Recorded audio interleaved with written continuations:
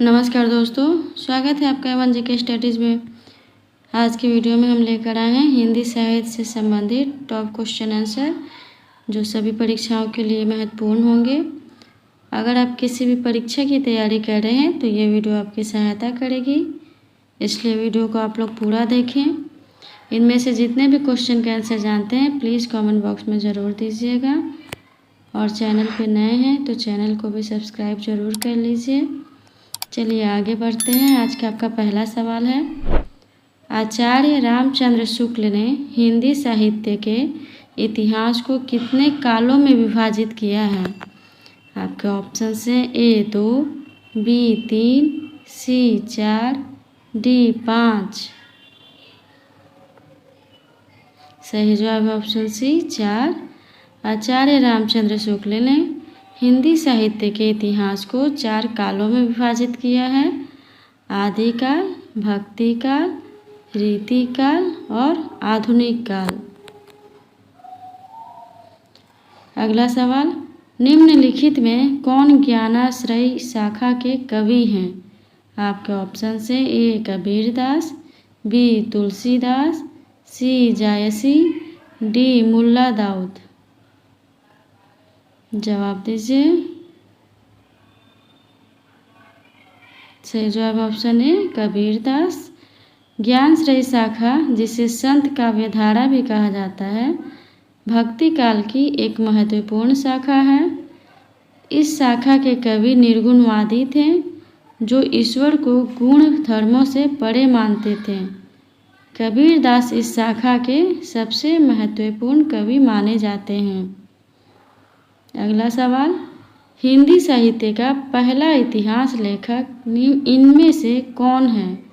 आपके ऑप्शन हैं ए रामचंद्र शुक्ल, बी मिश्र बंधु, सी जॉर्ज ग्रियर्सन, डी गार्सादा तासी। सही जवाब है ऑप्शन डी गार्सादा तासी। हिंदी साहित्य का इतिहास लिखने वाले प्रथम लेखक गार्सादा तासी हैं। इन्होंने फ्रेंच भाषा में इस्वार द ला लिटरेचर एंदियू हिंदुस्तानी में हिंदी साहित्य का प्रथम इतिहास ग्रंथ लिखा। यह ग्रंथ वर्ष 1839 में प्रकाशित हुआ था। अगला सवाल, राम काव्य धारा में राम को किसका अवतार माना गया है? आपके ऑप्शन से ए ब्रह्मा, बी विष्णु, सी महेश, डी परम ब्रह्म। सही जवाब है ऑप्शन बी विष्णु। राम काव्य धारा में राम को भगवान विष्णु का अवतार माना गया है। राम को भगवान विष्णु के 7वें अवतार के रूप में भी जाना जाता है। चलिए आगे बढ़ते हैं। अगला सवाल, मैथिल कोकिल के नाम से कौन कवि प्रसिद्ध है? मैथिल कोकिल के नाम से कौन कवि प्रसिद्ध है? आपके ऑप्शन से ए जगधर, बी चंद बरदाई, सी विद्यापति, डी जायसी। सही जवाब है ऑप्शन सी विद्यापति। मैथिली भाषा के प्रसिद्ध कवि विद्यापति को मैथिल कोकिल के नाम से जाना जाता है। अगला सवाल, इनमें से कौन सी रचना मलिक मोहम्मद जैसी की नहीं है? आपके ऑप्शन से ए पद्मावत, बी आखिरी कलाम, सी अखड़ावट, डी कामायनी। जवाब दीजिए। सही जवाब है ऑप्शन डी कामायनी। कामायनी हिंदी भाषा का एक महाकाव्य है। इसकी रचयिता जयशंकर प्रसाद हैं। अगला सवाल, एक भारतीय आत्मा किसे कहा जाता है? आपके ऑप्शन हैं ए जयशंकर प्रसाद, बी माखनलाल चतुर्वेदी, सी रामधारी सिंह दिनकर, डी सुमित्रा नंदन पंत। बताइए एक भारतीय आत्मा किसे कहा जाता है? सही जवाब है ऑप्शन बी माखनलाल चतुर्वेदी। एक भारतीय आत्मा माखनलाल चतुर्वेदी को कहा जाता है। वे एक प्रसिद्ध कवि, लेखक और पत्रकार थे जो अपनी राष्ट्रीय भावना और देशभक्ति के लिए जाने जाते थे। अगला सवाल, जयशंकर प्रसाद का अधूरा उपन्यास कौन सा है? आपके ऑप्शन से ए तितली, बी कंकाल, सी इरावती, डी कामायनी। जवाब दीजिए। सही जवाब है ऑप्शन सी इरावती। जयशंकर प्रसाद का अधूरा उपन्यास इरावती है। उनका अंतिम उपन्यास इरावती उनके असामयिक निधन के चलते अधूरा रह गया। प्रसाद जी ने 3 उपन्यास लिखे हैं, कंकाल, तितली और इरावती। अगला सवाल, प्रेमचंद का प्रथम उपन्यास का नाम क्या है? प्रेमचंद का प्रथम उपन्यास का नाम क्या है? आपके ऑप्शन से ए गबन, बी सेवा सदन, सी रंगभूमि, डी मंगलसूत्र। जवाब दीजिए। सही जवाब ऑप्शन बी सेवा सदन। प्रेमचंद का पहला उपन्यास सेवा सदन है। यह 1918 में प्रकाशित हुआ था। यह मूल रूप से उर्दू में बाज़ार-ए-हुस्न नाम से लिखा गया था, लेकिन इसका हिंदी संस्करण सेवा सदन पहले प्रकाशित हुआ। अगला सवाल है, हिंदी गद्य का जन्मदाता किसको माना जाता है? हिंदी गद्य का जन्मदाता किसको माना जाता है? आपके ऑप्शन से ए प्रताप नारायण मिश्र, बी महावीर प्रसाद द्विवेदी, सी भारतेंदु हरिश्चंद्र, डी बालकृष्ण भट्ट। सही जवाब ऑप्शन सी भारतेंदु हरिश्चंद्र। हिंदी गद्य का जन्मदाता भारतेंदु हरिश्चंद्र को माना जाता है। उन्होंने हिंदी गद्य को एक व्यवस्थित और सर्वमान्य रूप दिया था। अगला सवाल, रानी केतकी की कहानी के रचयिता कौन हैं? आपके ऑप्शन से ए वृंदावन लाल वर्मा, बी किशोरी लाल गोस्वामी, सी माधवराव, डी इंसाअल्लाह खान। बताइए रानी केतकी के कहानी के रचयिता कौन हैं? सही जवाब है ऑप्शन डी इंसाअल्लाह खान। रानी केतकी की कहानी हिंदी की प्रथम गद्य रचना मानी जाती है। इसके लेखक इंसाअल्लाह खान थे। अगला सवाल, निम्नलिखित में से कौन सी पुस्तक प्रेमचंद द्वारा लिखित नहीं है?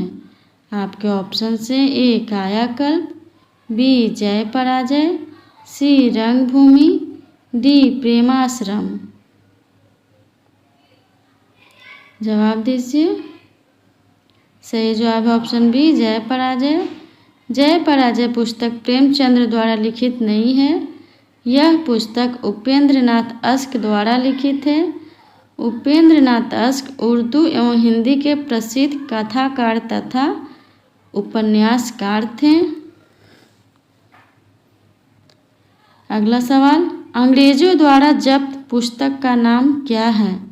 आपके ऑप्शन से ए कुरुक्षेत्र, बी सोजे वतन, सी अखरावट, डी रंगभूमि। जवाब दीजिए। सही जवाब है ऑप्शन बी सोजे वतन। अंग्रेजों द्वारा जब्त की गई पुस्तक का नाम सोजे वतन है।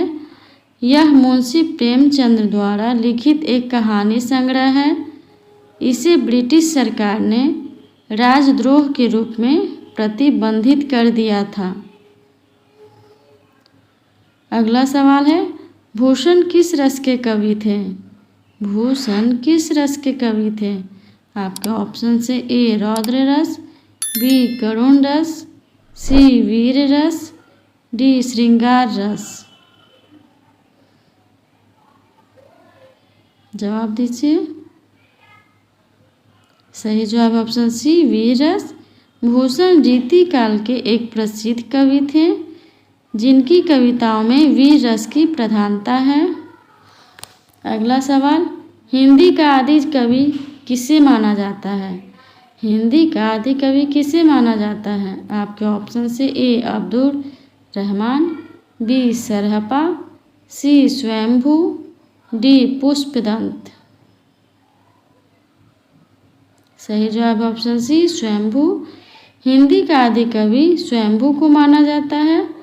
स्वयंभू को अपभ्रंश भाषा का महाकवि कहा गया है। अगला सवाल, हिंदी पत्रिका कादम्बिनी के संपादक कौन हैं? आपके ऑप्शन से ए राजेंद्र अवस्थी, बी रमेश बख्शी, सी राजेंद्र यादव, डी दुर्गा प्रसाद शुक्ल।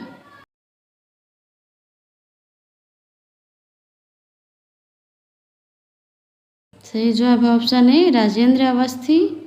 हिंदी पत्रिका कादम्बिनी के संपादक बालकृष्ण राव थे।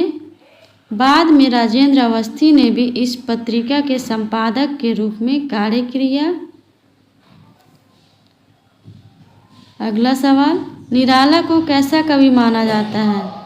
निराला को कैसा कवि माना जाता है? आपके ऑप्शन से ए अवसरवादी, बी क्रांतिकारी, सी पलायनवादी, डी भाग्यवादी।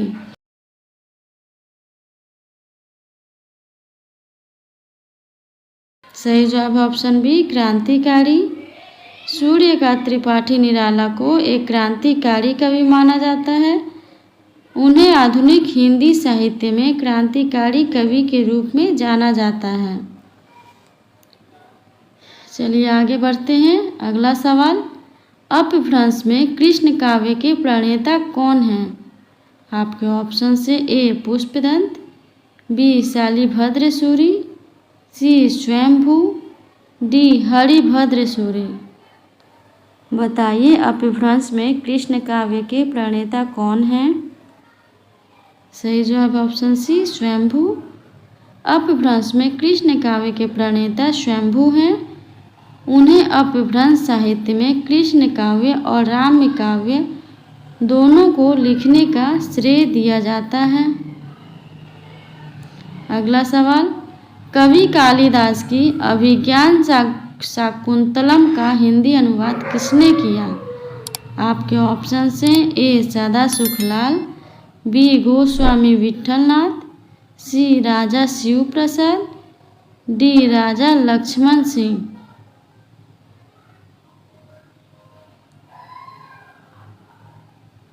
सही जवाब ऑप्शन डी राजा लक्ष्मण सिंह।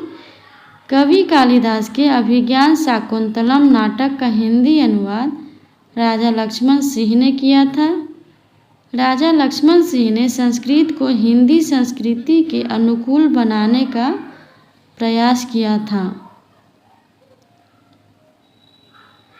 अगला सवाल, हिंदी का राष्ट्र कवि किसे कहा जाता है? हिंदी का राष्ट्र कवि किसे कहा जाता है?